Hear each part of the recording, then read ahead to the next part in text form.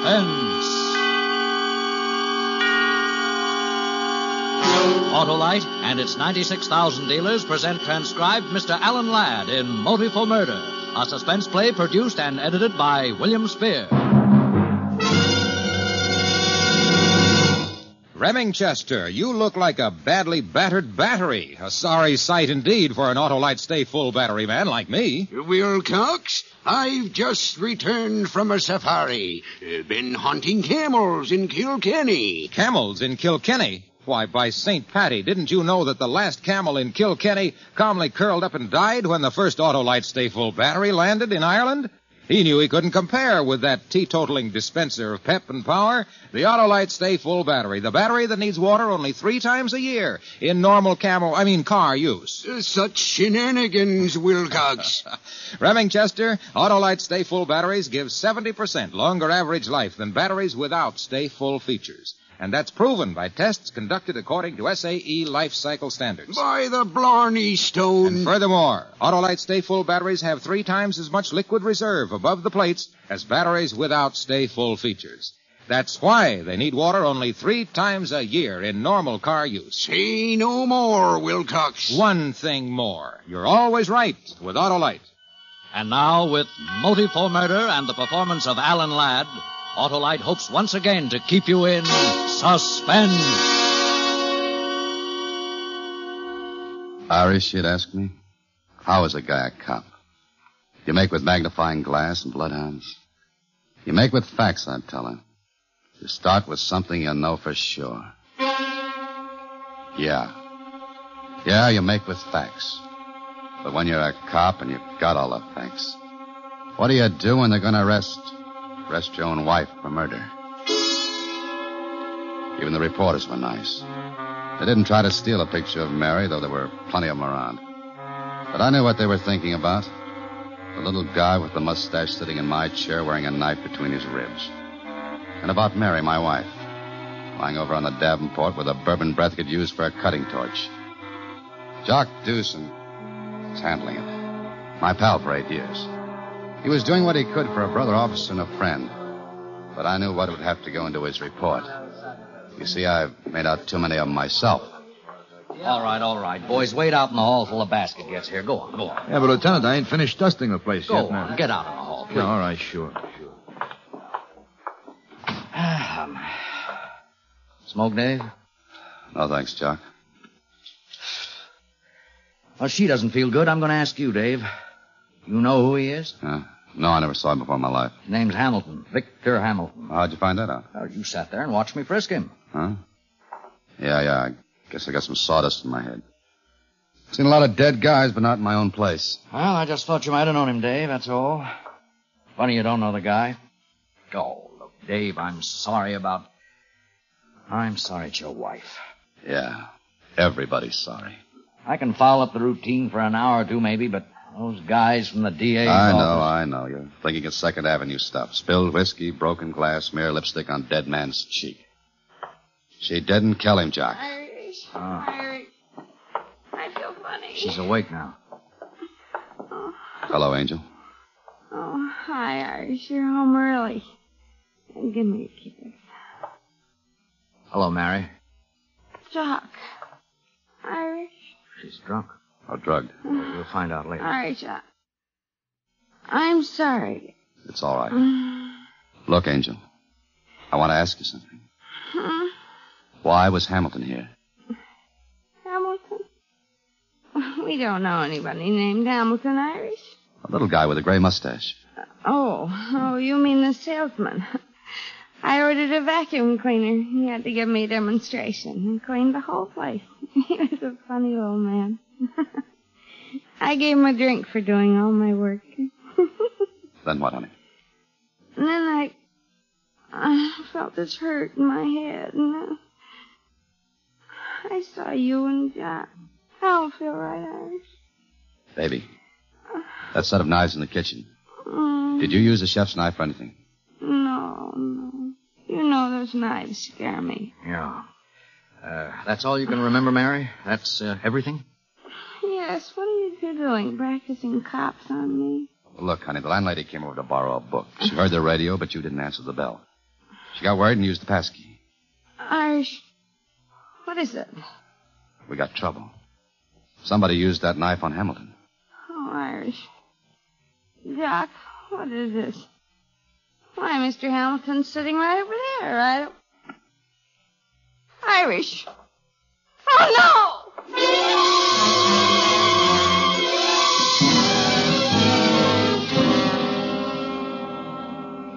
Well, Dave, medic says that bruise on Mary's head is something she could have done on a chair arm or a door. Skin isn't broken. The swelling doesn't amount to much. So she was drunk and she fell down. Jock, you know she never took more than one drink. Let's hear the rest. Lab ran tests. Not finished yet. No sign of narcotic on her so far. Plenty of whiskey. Prints on the knife were hers. Well, why not? It was her knife in her kitchen. You're a cop, Dave. You can't beat the system. Everyone's leaned backward on this all down the line. Everything's been checked a dozen times. The system says she's guilty, Irish. You think she's guilty? What I think doesn't count. It's facts. Hamilton sold vacuum cleaners. He had business cards in his pocket, but there was no order book at your house and no vacuum cleaner. Well, you can see what that does to her story about that demonstration. You better send a lawyer down to Harbor Precinct. Not yet. I want to dig myself. I know what you're thinking. She was slugged or drugged or both. And there was a third party. That's right. There was a third party. He slugged Mary and shoved that knife in Hamilton. Then he poured whiskey down Mary's throat and painted lipstick on Hamilton's cheek. There has to be a third party. Dave, I know you're trying, but you can't disregard what we found. Look, I've been a cop a long time, Jock. I know a woman will shoot a man or stab him or poison him and then stand there and scream what a louse he is. But a man did this job, and I'm going to find him. We gave the neighborhood and the house the works, and we came up empty, Irish. Then you didn't look hard enough. I'm going to go take a look. Wait a minute, Dave. I can't put you on this. The newspapers would crucify you. Because she's my wife? Because I might want to destroy evidence? Something like that. All right, here's the badge. I wouldn't want to get the department any bad publicity. Now, Dave, please. David X. Murphy. Detective. 2nd grade. It says I'm a part of the system. A cop. Give it to the commissioner with my regards. Oh, no, wait. Here. Take this back, Irish. As far as I'm concerned, you're hunting the gunsel that knocked off those service stations. How could you ask questions without a badge, huh? Thanks, Jock. Thanks a lot. If there is a third party, find him, Dave. Find him. There is. And I'll find him.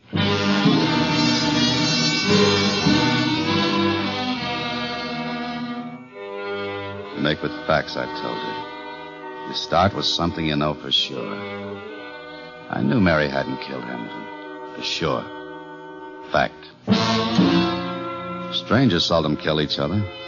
99 times out of 100, the killer knows the victim. Fact. Hamilton had been stabbed at my house where he came to demonstrate a vacuum cleaner. The vacuum cleaner wasn't in my house. Hamilton had been killed for that vacuum cleaner. Fact. A vacuum cleaner? Is that a motive for a murder?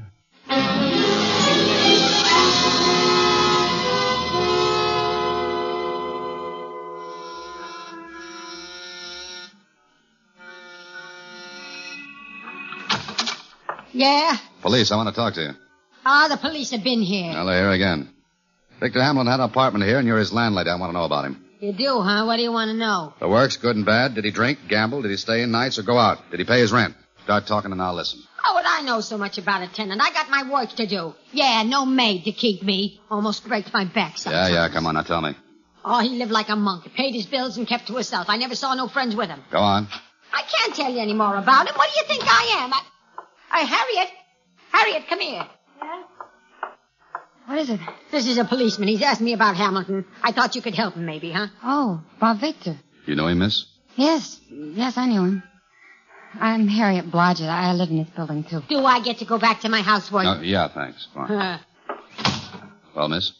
I wish I could tell you something, but I can't. I just felt sorry for Victor. Mr. Hamilton. He was small and he had no car. He used to carry those cleaners all over the North End. Now and then I'd fix him something to eat and take it up to him. That all? Nothing like you, man. I guess he wasn't interested.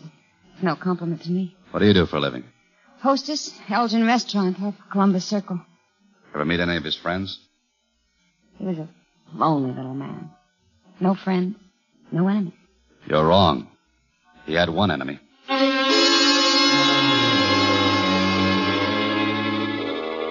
The next morning, I was on the third floor of the Morgan building listening to a man named Richards, the sales manager of the vacuum cleaner company. Not house to house. Indeed, no. I'd like to have that absolutely clear. Our people work from lists supplied by us. We give them names of prospects, and they close the sale. And make a fortune. Well, not exactly. Take Hamilton. A bad bat. Got pretty tired. Didn't have the old bounce, the old steam. A lot of sales got away. Bad back? War wound, maybe. I don't know. He didn't talk much. He got his demonstrator here every morning, huh? We assign cleaners to each salesman. Whenever they make a sale, they bring a deposit in and get another new machine. Do they make reports? Absolutely. Every call. Give me what Hamilton turned in yesterday. Oh, yes, good. Here you are. Hamilton's last report. 4502 Van Buren. 4510 Van Buren. 4515 Van Buren. No house to house, huh? Who are you kidding? No friends, only one enemy. On Van Buren Street. That's where my killer had to be. Somewhere on a street that had its feet in the bay and its head in the clouds. From pawn shops to snob apartments, the 4500 block was middle ground.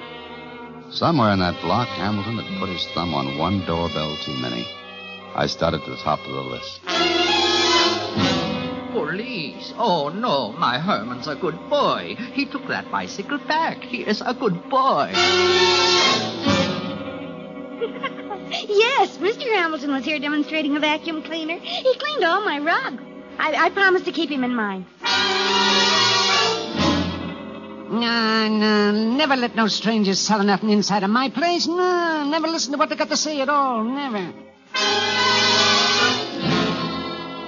I went through 25 like that.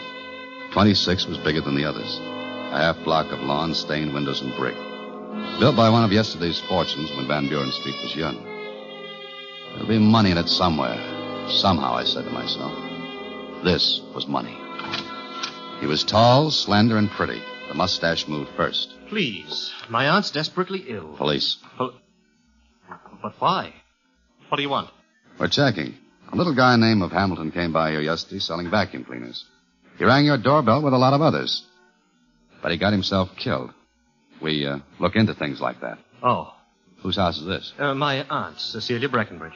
That chap was here. Hamilton, was it? An impertinent little fellow. He rang the bell several times, woke my aunt. I sent him away. He didn't get inside? Oh, no, not past the door. That's funny. The salesmen make reports. They list every house where they make a demonstration. Your house is on that list. Oh, it's a mistake. I sent him away. Mm-hmm. He didn't make any mistakes about his other demonstrations. He didn't lie. A mistake? But if you want it that way, I'll check the neighborhood. People see things. I'll find someone who saw him in here. All right. He was here inside. Then why the runaround? Well, my aunt, she's very old. It's my duty to spare her any unnecessary excitement. That's why I lied. And anyway, there's nothing she could tell you. He was here. He made his little speech. He went away. Mm-hmm. But I've got a report to make out. I know, but couldn't you make an exception? An imposition calling on people, bothering them. But it's better than having a murderer walk the streets. My aunt is really quite ill. I can be very gentle. Oh, it's embarrassing. Do you know what a persecution complex is? I read about them. Well, that's her trouble. She's old. Well, you know, senile. She thinks she's being kept a prisoner here. Oh? She's right, of course. If she weren't confined here, she'd be confined to an institution. She doesn't understand why. She's outlived all her close friends, and she wonders why no one comes to see her. And that's why you let Hamilton and his vacuum cleaner in. Well, I thought it would help. Instead, he made it worse. I see. Are you, Breckenbridge? Well, my name is Dolph. Harold Dolph, her sister's son. I'm her only relative. I keep the place going. You know how old people are about family homes. Yeah. Yeah, I know. Let's go and see her. All right. This way. Cecilia Breckenbridge was sitting in a rocking chair beside a window that looked out over the backyard. She was thin and small. And she looked up at me out of blue, tormented eyes. Don't tell her that he was killed. It'll upset her. Aunt Cecilia. Aunt Cecilia. It's a beautiful day, Harold. A lovely day. Aunt Cecilia, this man is here to ask a few questions about that vacuum cleaner salesman you saw the other day. Oh. Now be a good girl and answer him. It's a lovely day, Harold. Mrs. Breckenbridge, I'd like to know what time he came in to see you. Sometimes she'll talk, and sometimes she won't. Mrs. Breckenbridge, do you remember how long he stayed? The way her mind is, it's hard to tell what to expect. Do you remember what he did while he was here? Oh, it's a lovely day, Harold. A lovely day.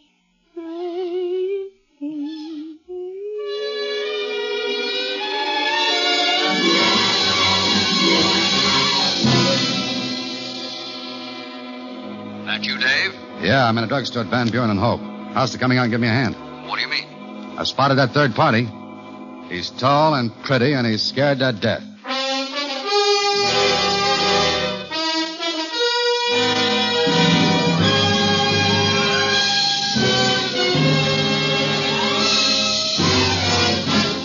Autolite is bringing you Alan Ladd in Motive for Murder.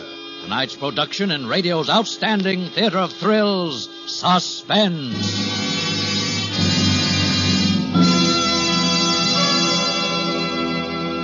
Say, Remingchester, were you in Limerick when you were hunting the Irish camel? Was I in Limerick? I invented the Limerick. Ah, but not this Limerick, old pal. Listen, a good name in Erin is Slattery. So's Autolite's Stay Full Battery. Its watery needs a teaspoon feeds. Only 3 times a year is no flattery. Alas, poor Limerick. I knew him well. Well, you know that the Autolite Stay Full Battery needs water only 3 times a year in normal car use. Why? Because it has 3 times as much liquid reserve above the plates as batteries without Stay Full features. Is it the leprechaun in New Wilcox? Why, every leprechaun in Ireland knows that the Autolite Stay Full Battery has a fiberglass retaining mat protecting every positive plate. That keeps the power-producing material in place, you see. In recent tests based on SAE life cycle standards, the Autolite Stay Full batteries gave 70% longer average life than batteries without Stay Full features. And remember, Autolite Stay Full batteries need water only 3 times a year in normal car use. Get an Autolite Stay Full battery and be right with Autolite. And now, Autolite brings back to our Hollywood soundstage our star, Alan Ladd, in Motive for Murder, a tale well calculated to keep you in suspense.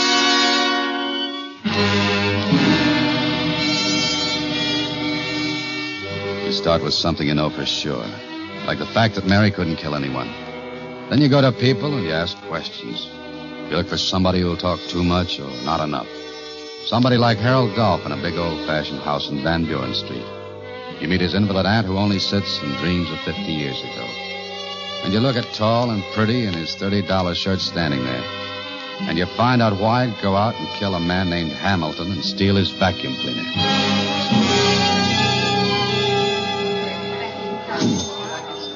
All right, Dave, you've told me what you walked into. Now, tell me why you think Harold Dolph's the one. Tried to cover up before I could ask anything accounted.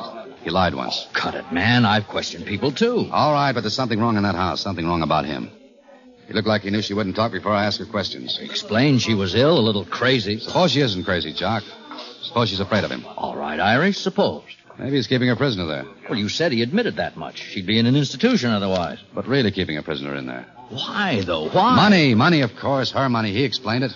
Her family had money, not his. You looked into that part? No, Jock, but I've seen his kind 100 times. In gabardines that cost $250 standing around living off what another man worked hard for. Oh, it's a reach, Irish, a long reach. He's our man, I know it. He can stick around that house and torture that old lady by keeping her scared he could kill Hamilton. Sure, but where does Hamilton fit? I don't know, Jock. That old lady could tell me if I could talk to her. You could be awful wrong, Irish. I've been wrong before. All I want is a chance to talk to her without Dolph breathing down my neck. Yeah. If I'm wrong, okay. If I'm right, I want Dolph where we can make the pinch. He'll come out of there sometime. When he does, you trail the guy. I'll talk to the old lady. All right, Irish. Hey, that him backing the roadster out of the carriage house? Hey, you're right. Check with the station anytime you get a chance. I'll do the same. Right, Irish. She couldn't answer the bell. I had to use my gun butt on the garden door. This time she wasn't humming. Just breathing slow, uneven. I lifted an eyelid and felt her pulse. Doped. Then I noticed her hands. Fine, long, delicately formed hands. But no rings. Yet marks that showed she'd worn rings most of her life. The pictures of her all over the place showed her wearing rings. Rings with big stones and old-fashioned settings. Money. I went from top to bottom then. Attic to basement, every room. No rings and no vacuum cleaner. Harbor Precinct. Eddie speaking. Jock Doosan checked in yet? Who's this? It's Dave. Oh, Irish. Yeah, Jock checked in. Well, give it to me. I followed your man downtown to the Morgan building on 5th. Morgan building? Yeah. Morgan building? No house-to-house canvassing, only from lists. Hey, Irish, you all right? Yeah, thanks, Eddie. I'll call you back. Right. Oh, Eddie. Yeah, Dave. Send a car to 4698 Van Buren. There's an old lady down there, doped. Named Cecilia Breckenbridge. Take care of her. Nephew's name, Harold Dolph. Don't let him get close. Got it.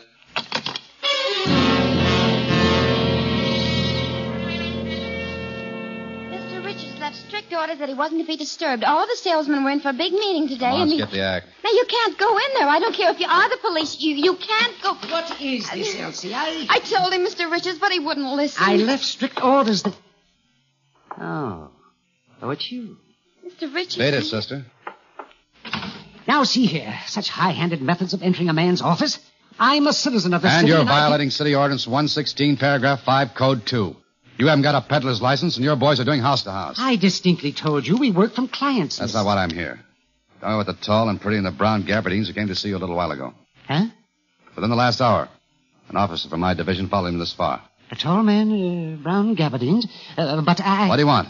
Well, he just wanted to ask me about his vacuum cleaner. What about his vacuum cleaner?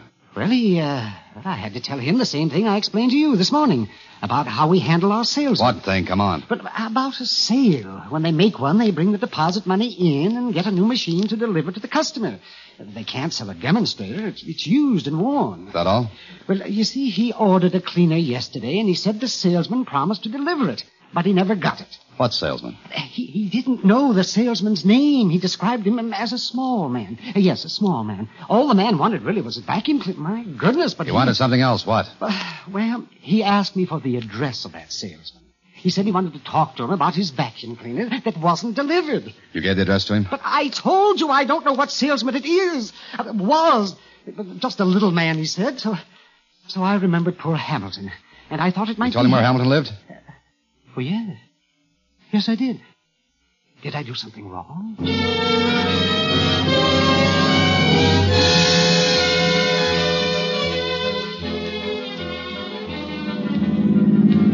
Driving across town towards Hamilton's apartment, I kept thinking of Mary and her question about how a cop works. No miracles, no magnifying glass, no bloodhounds hunting. Just facts. Facts to find a killer. An old house built with one of yesterday's great fortunes. A fortune that dwindled down to a handful of wedding rings. Diamonds. $20,000 or $30,000 worth of motive. Facts. A tall and pretty who was money hungry and liked expensive clothes and cars. Facts. A vacuum cleaner salesman apartment without a vacuum cleaner. Hey. You held out on me. What do you mean? What do you mean this is a respectable apartment? You know how to throw the book at you? When I was here before, I went through Hamilton's apartment and there wasn't a vacuum cleaner there. But I never... Hamilton kept at least 2 cleaners here all the time. You kept still, hoping to grab one for free. But I never saw any... He didn't keep them in his place. He didn't want to lug them up 3 flights. He kept them somewhere on this floor. I didn't think you'd care. Where was it? The hall closet in back. He had a key. You'll give me yours now.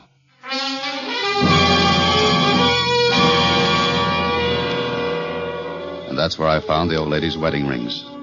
The sack on that demonstrator Hamilton used in her house. Facts. I had all of them now. And a minute later, I heard feet on the stairs. I left the cleaner sitting there in the hall and stepped back into the shadows and waited. Waited for my killer. Oh. Hello, sweetheart. I've been expecting you. We got business. Business? About your aunt's diamond rings. What are you talking about? Murder? Murder? There's an old lady waiting to die, and you've been helping her with dope. Well, that's ridiculous. That's why you never let anybody in to see her. But you wanted some fun yesterday. Jokes. And you let a vacuum cleaner salesman named Hamilton come in and visit her. Now, see here, But really... as sick and as doped as she was, your aunt figured out a way so you'd never get those rings. She beat you, Dolph. All right, you've got... When you weren't looking, she took him off and threw him under the vacuum cleaner. Now, we can come to some understanding. She wouldn't talk to you. Remember the salesman? Trailed him all over town. And you found him at one place. Along the line, you stabbed him with a kitchen knife, sapped Mary, and did the covering up with broken glass, lipstick, and liquor. Mary? My wife, brother, and it's my place. Oh, well, now, look. I can get you money. $10,000, $15,000. Thanks. That's what I've been waiting for. Please.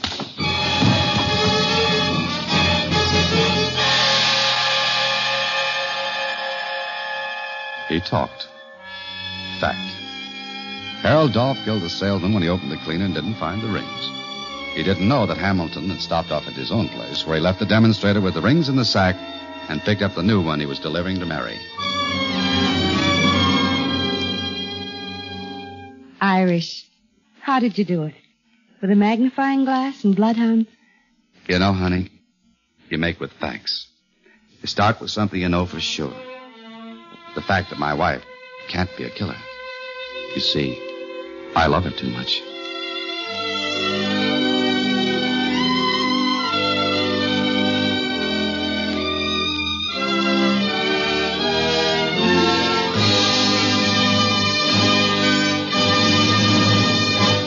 Suspense, presented by Autolite. Tonight's star, Alan Ladd. Say, Wilcox, I've decided never to hunt Irish camels again, Biggory. Let me give you a tip, Remingchester. You'll do better going for those Autolite Stay Full batteries and the more than 400 other products made by Autolite for cars, trucks, planes, and boats in 28 plants coast to coast. These include complete electrical systems used as original equipment on many makes of America's finest cars. Spark plugs, batteries, generators, coils, distributors, starting motors, bullseye sealed beam headlights. All engineered to fit together perfectly, work together perfectly because they're a perfect team. So, friends, don't accept electrical parts supposed to be as good. Ask for and insist on Autolite original factory parts at your neighborhood service station, car dealer, garage, or repair shop. Remember, you're always right with Autolite.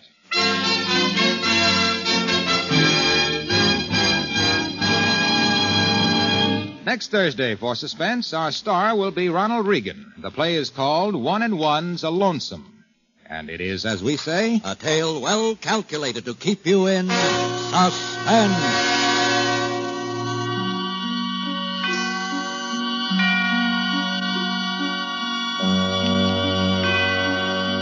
Tonight's Suspense play was produced and edited by William Spear and directed and transcribed by Norman MacDonald. Music for Suspense is composed by Lucien Morawek and conducted by Lud Gluskin.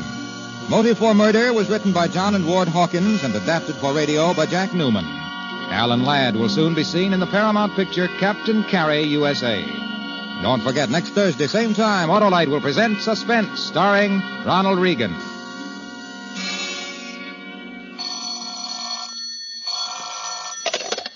Buy Autolite Stay Full batteries, Autolite resistor or regular spark plugs, Autolite electrical parts at your neighborhood Autolite dealers. Switch to Autolite. Good night. This week marks the 38th birthday of the Girl Scouts. Autolite joins that celebration and sends its warmest greetings to more than 1 million Girl Scouts of the USA who today are learning to become the better citizens of tomorrow. This is CBS, the Columbia Broadcasting System.